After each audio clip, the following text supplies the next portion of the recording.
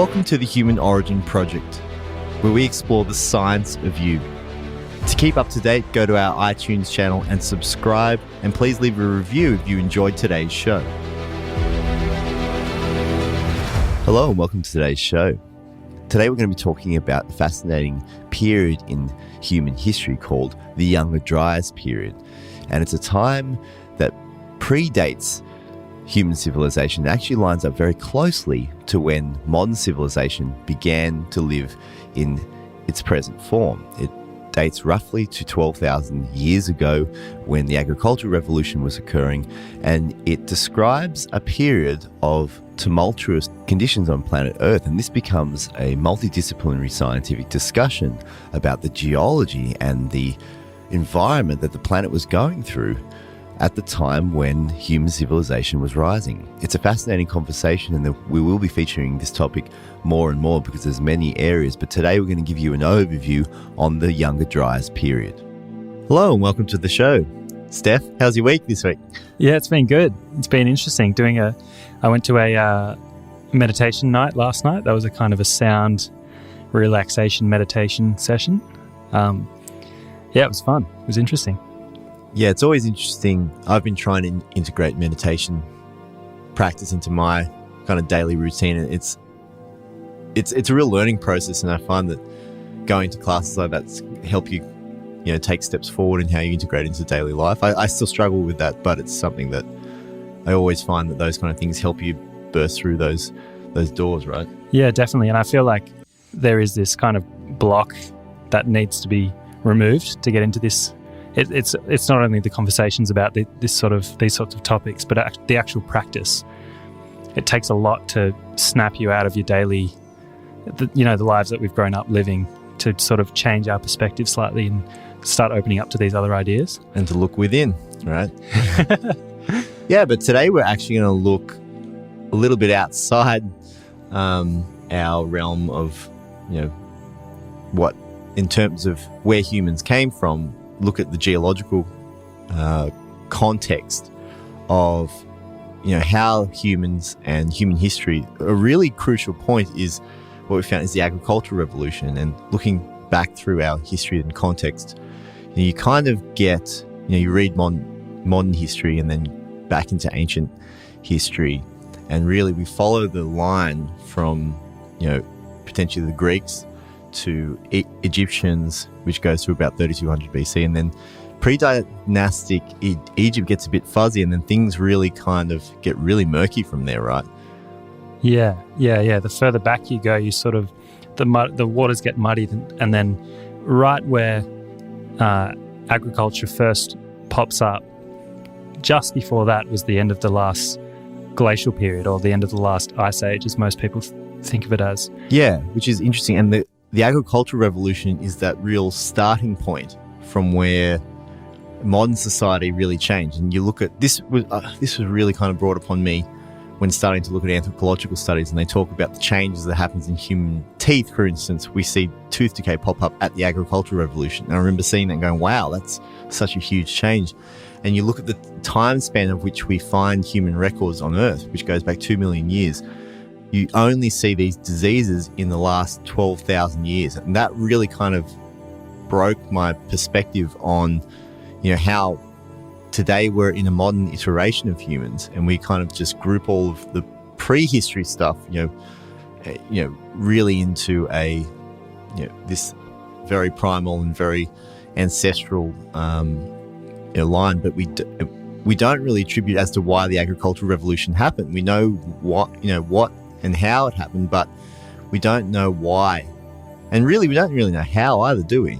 No, it's one of the most, the period before, when we were exiting the last ice age, that period of history is really little of it is understood. Both the mechanisms of how we exited and why, and, what led up to that point, because I guess we'll get into it a bit later, but that period of Earth's history is very interesting once you start looking into it. Very a lot of Earth changes happening. And we're only now in the last sort of like 2 decades, people are starting to put a picture together about what was going on and how.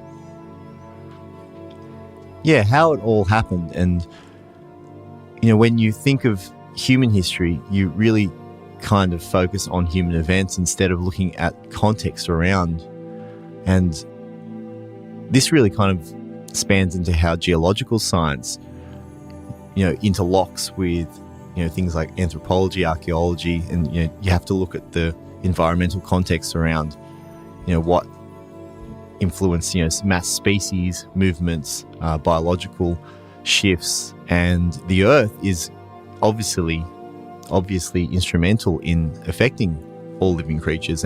But I think we kind of disconnect this in the scientific realms, and we're going to delve into a geological phenomena today that really paints into why it paints the context of why or what kind of conditions were around during the agricultural revolution. And I think that's something that really spoke to me about this whole study of this period in time. And it's when the last ice age ends, isn't it? And so we call this the transition from the Pleistocene to the Holocene, which is our current era. And it all happened about 12,000 years ago when the agricultural revolution occurred. Yeah, and it's another way, looking especially from a geological perspective. You need to have a shift of perspective in understanding these changes, because what is taught to geologists at the moment and archaeologists is this really gradualistic approach to change. So things change, but really, really slowly. I think they say one drop of water, 1 grain of sand at a time, and you can sort of look at things happening now and extrapolate that back and understand what was going on before. Yeah, and this makes a lot of sense when you're thinking about very long geological times, which, for most part, the 20th century, scientific community has focused on these really long-spanning periods. How do we understand, the age of the Earth and, continent movement, stuff like that? But geology also happens over shorter periods as well, and this is really where, during the 20th century and later 20th century, we have this advancement into understanding what happens in shorter periods and, in environmental conditions that really influence, our time span as well. So what happened in this agricultural period, 12,000 years, were there geological changes that were happening? And there was one guy that really looked at this through the 20th century, didn't he? Yeah, he was a geologist named Harlen Bretz, who spent most of his professional life, which was 50, 60 plus years, on the ground in North America, looking at this evidence of huge geological changes that took place at the end of the last ice age. And then, he was documenting, he was collecting evidence of these giant mega floods that just tore through North America. And this was before the time where aerial scans were possible, before it was, financially viable to go up and take scans from the air to understand what was going on. So he was scrabbling around on his hands and knees, painstakingly collecting evidence. Yeah, it seems trivial now because now we've got things like drones that can just fly straight up and take a picture from the top. But in the 20s, that's really, really expensive and difficult. And so geologists didn't have that perspective to shape how they're, building their... So they had to basically dig in and look at the fine little granules. So you can understand why, the perspective was on this very slow build-up, because that's all we could look at. But then when you kind of zoom out, which is, a lot of what we look at and, change our context, once you bring that other level of evidence, looking at the ground from, a couple hundred meters above, you start to see like, well, hang on, was there a larger cycle going on? Yeah, and it seems obvious to us now that we have the technology to do that. But back then, Bretz especially was coming up against this dogmatic science that was talking about gradualism as the only mechanism that drove geological change. And his idea and the evidence that he amassed pointed towards these huge earth changes that happened catastrophically. So in small amounts of time, changes would occur that reshaped entire landscapes and even the planet. Yeah, and it really centered around the landscape of North America, didn't it? How a lot of certain geological features were argued to be this gradual, slow result of, ice movements and water flows whereas he was arguing that some of these features were actually carved quite quickly. And there's areas, for instance, up in Washington, there's Dry Falls area, and you compare these things and the timescales that we look at, you're talking about very large, violent acts in very small amounts of time, right? Yeah, so what Bretz was trying to argue was that at the end of the last ice age, when all the ice over North America melted, so that there used to be 4 million more cubic miles of ice on the planet than there is today. And though that all of that situated over North America, most of Canada was covered in ice, most of the USA was covered, even across most of Western Europe, and the ice wasn't. It was, in some areas, the ice was 2 miles thick, which is insane to think about. That's 2 miles a huge of amount of ice, isn't it? Yeah, and one of the reasons Bretz was so passionate about researching this was because up until that point, and even to this day, no one can explain how that ice melted so rapidly. There's nothing on Earth that could account for, melting and moving that ice. And let's just give the perspective of what he's describing is that, so roughly 20,000 years ago, we were started to exit the last ice age. And this was the Pleistocene period, which was what we call a full glacial period, where all these extra ice caps were situated over North America and some of Western Europe. And then from 20,000 years, there was a gradual rise in temperatures, wasn't there? Until 12,000 years, which is the borderline of the Pleistocene, where we move into the current era, the prehistoric era, the Holocene. And so what he was talking about potentially is there was some kind of violent shift that occurred in this period. Yeah, and it wasn't only the ice that melted. There were these other things going on the planet at the time. So to paint a bit of a picture of what was happening, the last ice age peaked at about 20,000 years ago, give or take. And, leading up until the start of the Younger Dryas, which was roughly 12,800 years ago, the Earth was exiting the full grips of an ice age and moving into a more stable interglacial period. So global temperatures were rising steadily, naturally. The ice sheets were getting smaller. There was a more stable climate like there is today. And then something happened 12,800 years ago that threw the Earth back into the depths of the ice age. Global temperatures dropped 10 to 15 degrees, and it was that point in time where the ice caps out of nowhere just started growing again.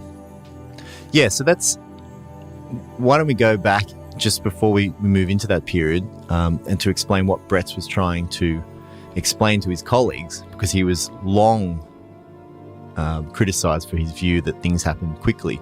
But his whole view, didn't he say that there was evidence in North America that something happened quite quickly in this period?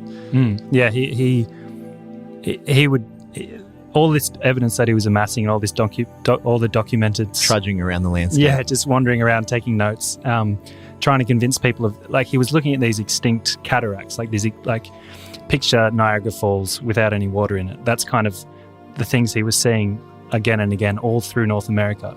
And he was trying to convince people that this had to be the result of extreme climatic conditions. And it couldn't just be gradual or gradualistic mechanisms that drove it, because there's nothing gradualist about some. I mean, you see, we'll post some of these images on our website. But once you start seeing the pictures and trying to get your head around the number, the scale and the amount of water. You're talking about thousands of times the volume of water of Niagara Falls, aren't you? Yeah, there's one place in particular, Dry Falls, which is 600 feet high. There's no water running through it anymore, but it's 600 feet high. For some perspective on that, Niagara Falls is about 165 feet high. So it's, over three times as big. Huge sheer cliffs that look like, basically Niagara Falls without the water. Yeah, and the latest research is suggesting that was created and then, abandoned by water within, a few years, which is just mind-blowing. And to put that into perspective as well, Bretz was going around in the 20th century pointing to these things saying, hey, this could have been a big flood or a big rush of water. And they were saying, no, it's gradual. Yeah. This is this whole argument of which geological phenomena only happens gradually or for the most part. Yet he was talking about a potentially recent event that that shaped the landscape significantly. And he ended up being awarded a very prestigious, it was the Penrose Medal. Yeah, the Penrose Medal, which is the highest honor in geology. And he was given that when he was, in his 80s, I think, maybe even his 90s. After he'd been fighting with the whole... Yeah, and one of his comments at the end, he was sort of saying something to the effect of, "Oh, this is all well and good, but all of my opponents are dead, so I've got no one left to gloat over." Which is, so his whole life was battling these people who were calling him a lunatic for even suggesting that. It's a bit sad, that, isn't it, that he had to come to that kind of, it felt very empty to him because the people weren't around to turn their opinions. Yeah, but it's so great that there were, it would have been so tough, but that there are people who stick with this and they just know that it's so important to get that information out. And without people like Bretz, paving the way, we would have no idea. And, the more that we've been researching and other people are researching this period of the Younger Dryas, we're kind of realizing that it was more profound than Bretz could have imagined. Like, it's beyond belief, some of the earth changes that were going on during that period, that roughly 13 to 1400 year period of earth changing events. Yeah, and what we're discussing today is really subsequent evidence that shows that there was an event, and Bretz contributed significantly to this idea in the geological scientific community that there are very significant, very recent events that potentially occurred. But now, subsequently, there's been this whole discovery of a phenomena that occurred, and it's all pointing to this same era of time, which points to the agricultural revolution, which why we cover it so importantly, because I think as this podcast progresses, setting this context of what we scientifically understand about the agricultural revolution is really important, because it helps us to frame what was happening on the planet at that time from a much, you zoom right out and say, right, let's look at the planet, 12,000 years ago, what's happening? And, why would human civilization rise? I think that's really important and something that we haven't incorporated in our scientific models of why humans began farming. Yeah, it is so important. And it is having that context of, we know that people started farming and the agricultural revolution began, but what happened to the world at that time, I think, is as important as what the people were doing. Like learning about these changes and trying to imagine how people came straight out of that and then invented agriculture just at the drop of a hat. It doesn't really make sense. Yeah, completely. And what really kind of sparked is the Bretz kind of pointed to these huge signs in the land, and there are marks all over North America. They have these huge ripples in the is it the Camas Prairie, I think. Prairie, yeah. And these huge ripples, and you can imagine, you've seen them on the beach, these kind of waves that are formed by sea levels going through just the sand, but then you can imagine the amount of water, and you can calculate all this, how much water it would take. And it's pretty simple geology, yet you need the perspective of zooming up to see it. But reasonably recently, another area of scientific study has revealed this period was subject to a very, very violent change. And so if we go back to the Earth exiting out of the Ice Age from 20,000 years, at 12,800 years ago, something happened, didn't it? And it all was discovered via a flower in Europe. Yeah, that's where the Younger Dryas period gets its name. There was a species of wildflower called the Dryas octopetala, I think, which grows in glacial conditions. So it was found everywhere in the record during the last ice age, and then it disappeared as we were exiting out of this natural warming period, and then it reappears right when the Earth got pulled back into the ice. The Younger Dryas began, and the Earth got pulled back into the full glacial conditions. This flower pops up and thrives again for the next 1,200 years until the end of the Younger Dryas. So that was really how scientists first understood that there was something strange that going on at this time. This flower that depended on this low temperature was suddenly disappeared. Well, not suddenly, maybe gradually disappeared, then suddenly reappeared. And it was 1,100 years, wasn't it? So at 12,800 years, we were more or less rising out. Then all of a sudden we were thrown back in. And what's really interesting is that the context of a full glacial period. So we have all that ice, that all the volume of ice sitting over North America. Suddenly, it also disappears at that time too, doesn't it? So the geological signs that Bretz was pointing to, and the body of ice sitting over North America, we then see the temperature drop, which was first discovered via the flowering of this plant and finding in the geological records. But then we started to see that there was actual temperature drops as well, and that was recorded in the Greenland ice cores. Yeah, and that there were, we're talking about 10 or 15 degrees Celsius changes in decades, which, today we're talking about climate change, and it's really, detrimental to the planet if temperatures change, 5 degrees over decades, whereas this change was 10 to 15 degrees in the blink of an eye. It's hard to put that into perspective. And it wasn't only these temperature changes, but all these both at the start and the end of the Younger Dryas, there was these spikes in sea level rises. So right at the start, whatever caused the ice to melt, there was this huge influx of fresh water into the oceans. Not only happening at the start, but also at the end of the Younger Dryas. So all the ice melts in two big hits. So there was more ice over North America, and then what we've recorded is there was a 400-foot sea level rise? Yeah, throughout the entire period, from the start of the Younger Dryas to the end of it, sea levels rose 400 two main feet. meltwater pulses, right? Yeah, meltwater pulse 1A and meltwater pulse 1B are kind of like the bookends to the Younger Dryas period.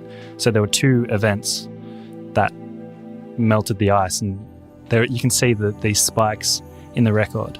It boggles the mind to think that we have the record, like the rock hard scientific evidence that the planet was going through all of this all at one time. We were exiting out of the Ice Age, suddenly thrown back into the Ice Age.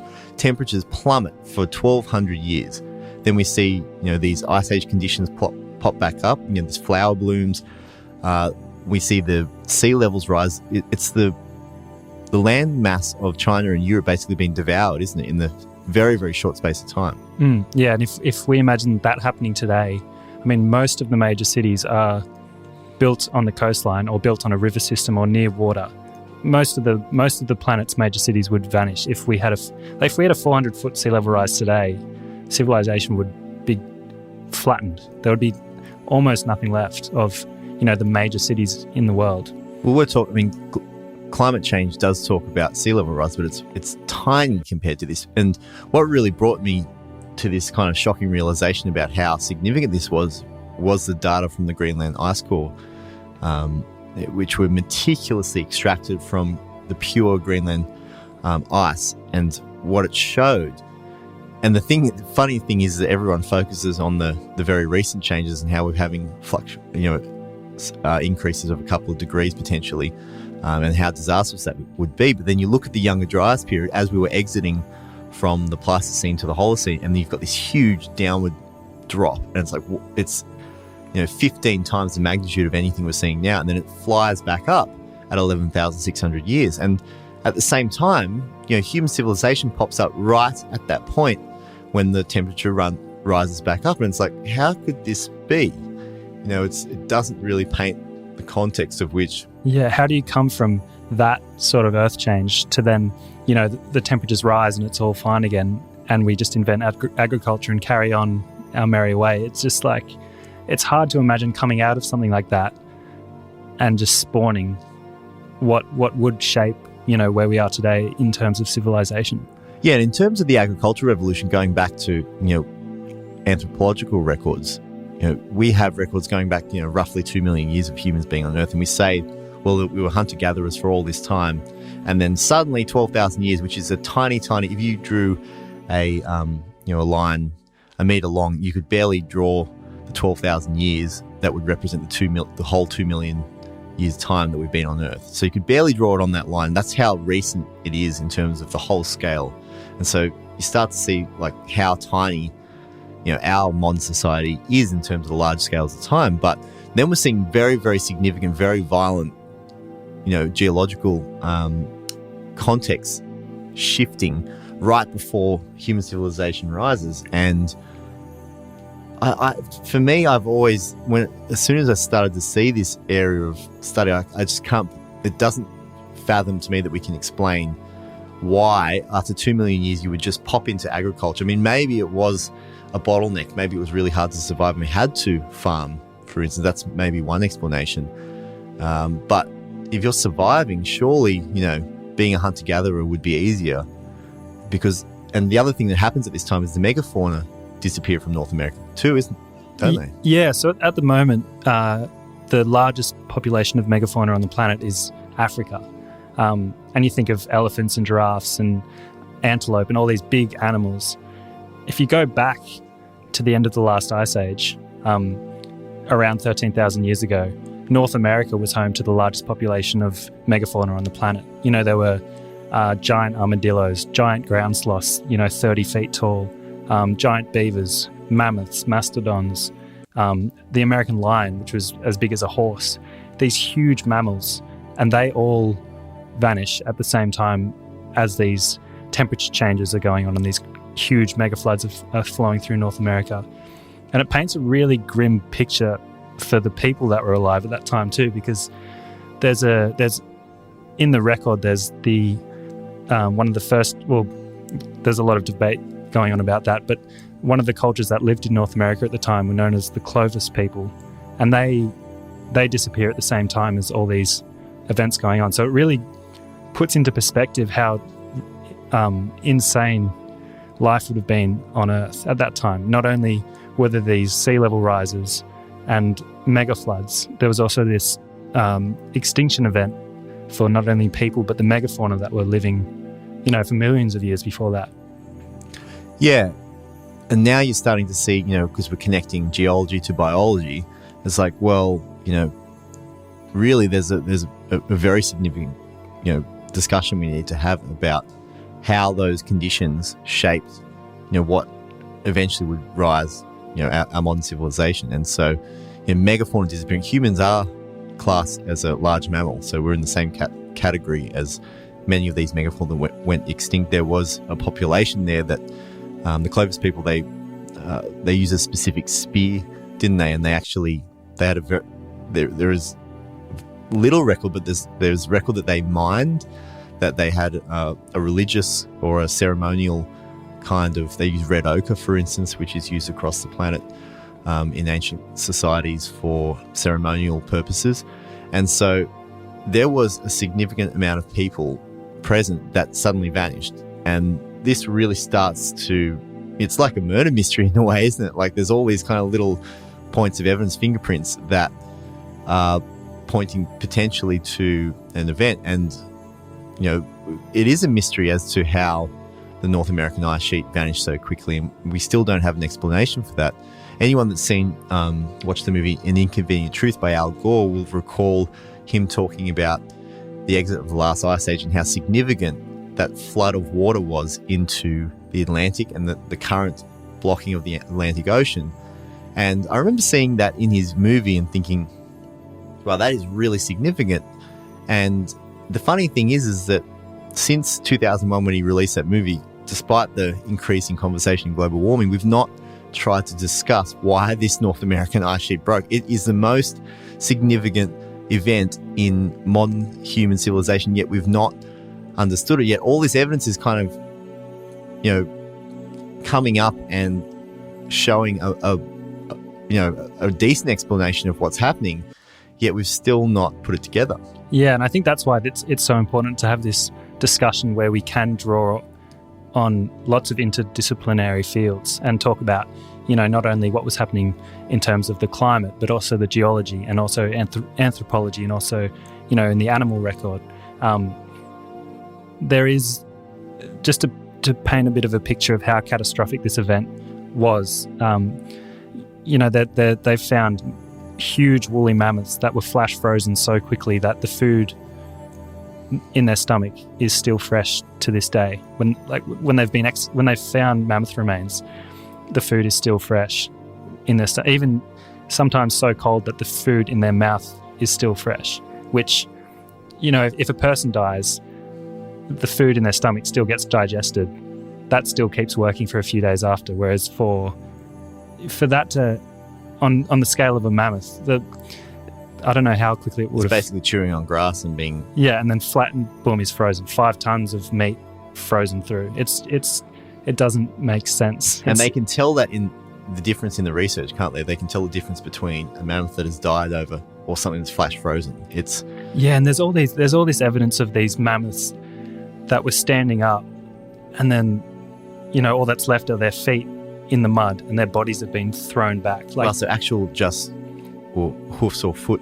Yeah, left, and then Wow. and then these carcasses of mammoths kind of just all twisted up, and like there was a huge burst of air or a burst of something that shot them back. And not only that, but there are these mass graveyards of all sorts of megafauna that sort of, it seems like there was this one event that sort of wiped the majority of them out. I mean, they didn't all go extinct at that time, but dating back to that time, there are evidence of these like mass graveyards, they call them, where they've all died of natural causes. And we still don't know what in the world caused that to happen. I think they found some evidence of woolly mammoths living in the Siberian era till a little bit later, didn't they? But ultimately, they more or less, the majority went missing. It was 75%, wasn't it? Yeah, 75% of all the megafauna in North America, which was like 120 species, just disappeared. Crazy. And the funny thing too is that all that evidence, this is all showing up in the geological record, but then there's other stuff that's popping up in terms of, so all of these can be dated to a certain level. This is how geologists, build their data. But then there is a sediment layer that they're examining that shows there was an unusual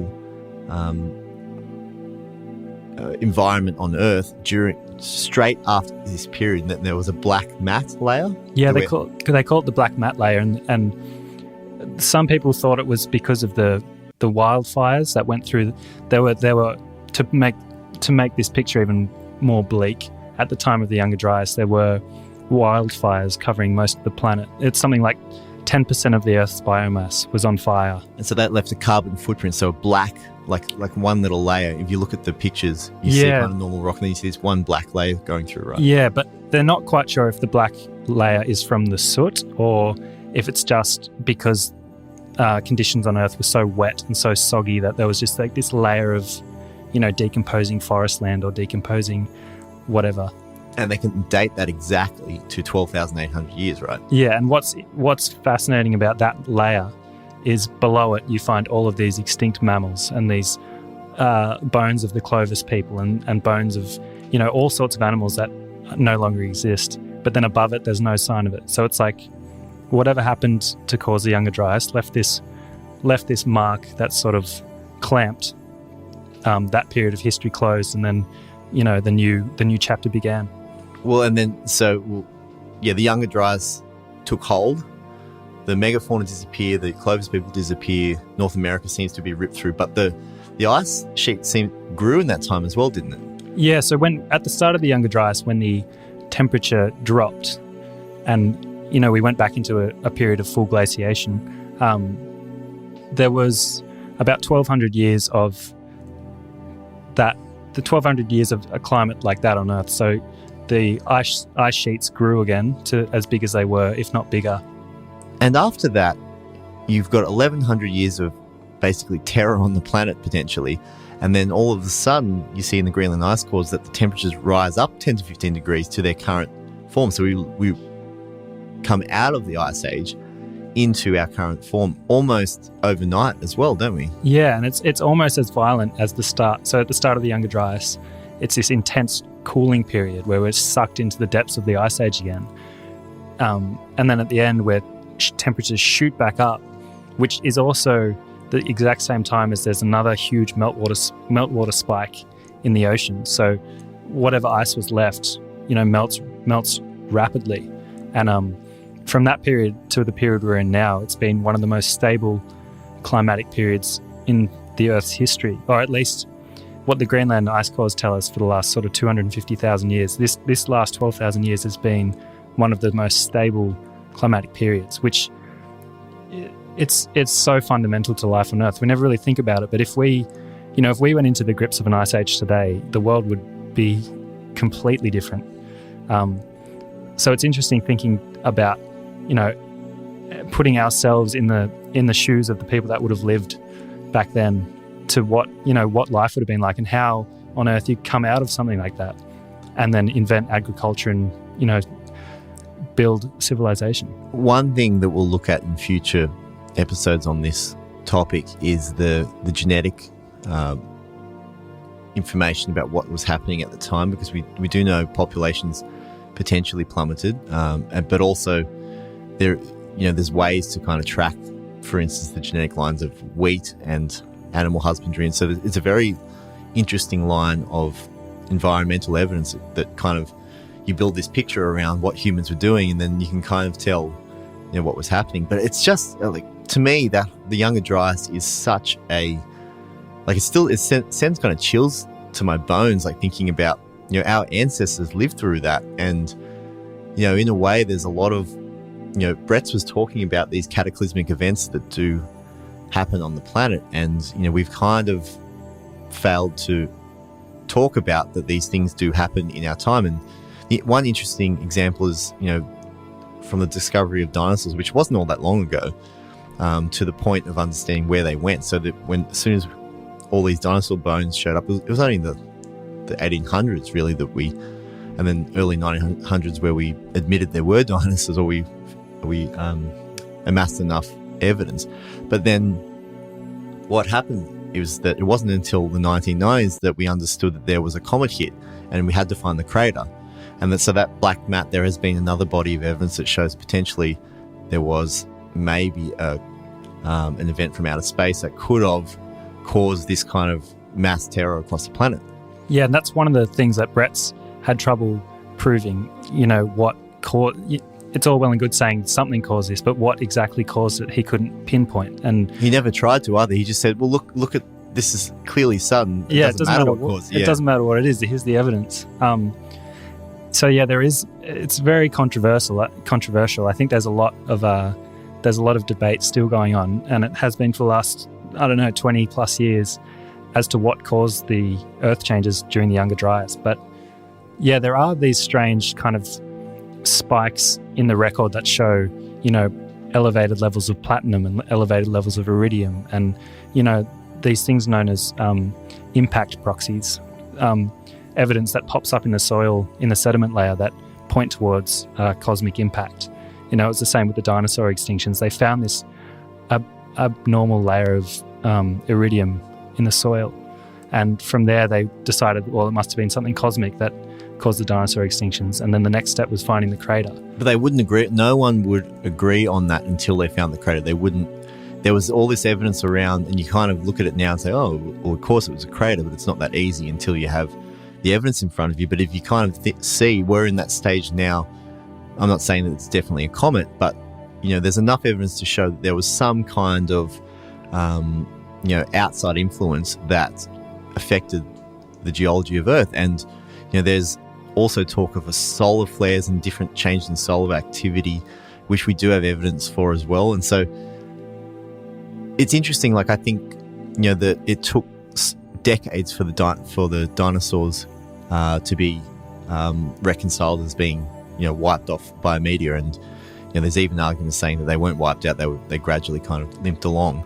But my kind of thought is that have we advanced long enough now where we don't need all of that, where we can make some kind of guided conclusion without that last step? I don't know. That's where I kind of can we make those kind of I don't know, maybe you'd say conclusion, but at least maybe we don't need to find an impact. And they talk about, because there was such a large ice sheet there, did it hit the ice sheet and then disappear? There's all these kind of explanations. And the black mat and the high levels of iridium and platinum and so forth, they spread over a very, very big array of Earth. I think it's something like 50 million square kilometers.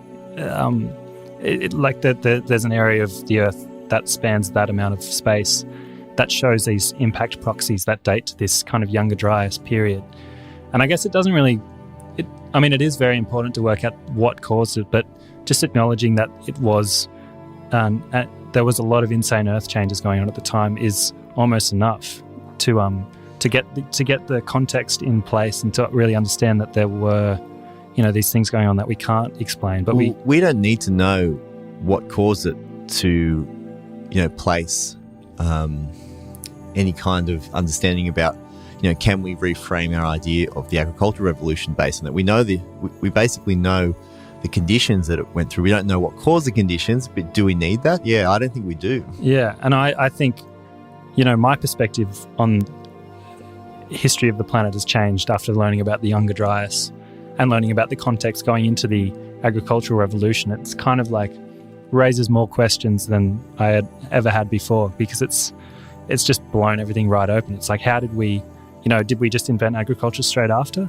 If you look at the progression of humans on Earth, evolutionary, we show that, there's evidence now that our progression moved from, tree-based plant eaters to meat and cooking meat, and that really shifted our move to big brains. There's a lot of arguments around that, but so this dietary change fueled our move to our modern brain. But then the next change you see that significantly shifts the craniofacial form is the agricultural revolution. And so to have that huge change happen, during our time on Earth, it really does, I don't know, for me it's difficult to reconcile those kind of conditions and then that kind of innovation moving forward, but maybe maybe humans had to innovate in that way in order to survive, and that's why it accumulated. It's an interesting topic anyway, isn't it? Yeah, and it's really interesting talking to people, because there's a lot of research going on at the moment into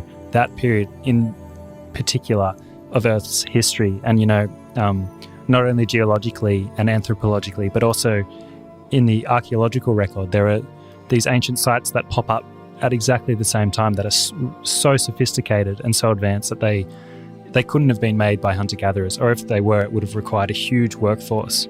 And it all dates to the period just after the Younger Dryas, when, for the last 1,200 years, people were trying to run from these insane global events that were going on. 11,600 years, and that's right happening at the Fertile Crescent, where we put, the Garden of Eden, all our modern, you call them myths. I don't like the word myth, but our creation, or not creation, but these kind of stories are embedded into many, many traditional cultures, but the one that we attribute our modern society to is sprouting the farming agricultural revolution from the Turkey, Syria region, where this archaeological site, Göbekli Tepe, pops up, which is just, and we'll cover that in our next show, because it's so fascinating to see this area of archaeological evidence popping up and coinciding with geological evidence. And then once you start to see a picture that does potentially tell us that there's more to history than maybe we were really put in the book. For me, I've been really obsessed and focused on understanding the agricultural revolution and the Younger Dryas, and all these geological marking points have really helped me to further my understanding of potentially what happened. And I think next week we're going to look at Göbekli Tepe and the archaeological findings there, but contextualize it within arising from this Younger Dryas period. And so I'm really excited to, and we're just going to push forward. And the Human Origin Project is all about following these lines of evidence, and it really does paint, as long as you stick to the storyline. I'm just amazed every day of what we're finding. It's quite remarkable, isn't it? Yeah, definitely. And I think learning about Göbekli Tepe was so fascinating, but then and putting it in the context of appearing straight after the Younger Dryas has just made it even more fascinating, because it comes out of nowhere. It shouldn't exist. Up until it was unearthed, it was thought that nothing of that size or sophistication could exist, because it's older than the tools that they thought could build it. It's something like 6,000 years older than Stonehenge, or 7,000 years older than Stonehenge, which just doesn't. I can't even fathom those numbers. Yeah, if you're interested in the Younger Dryas, jump on the HumanOriginProject.com and check out. There's a number of articles on there discussing all of these research areas from Bretz to the climate change, to sea level rises and megafauna, the Clovis culture. All of those are covered on the sites, and we really want to push forward a discussion as to, what do you think happens? So come on, leave a comment on social media and on iTunes. And if you enjoyed the show, please leave a rating. Thank you for listening to today's show. For more information, you can read the full transcript, articles, and discussion on our website, humanoriginproject.com. You can visit us on social media at Human Origin Project on Facebook and The Human Origin Project on Instagram. Follow us on Twitter or join the forum boards and email list to keep up to date with all the new information. And if you enjoyed today's show, please subscribe on iTunes and leave a review, because it helps others to find this information and helps us to bring you the topics you want to discuss and hear about. Until next week, I hope your life is filled with happiness, healthiness, and harmony.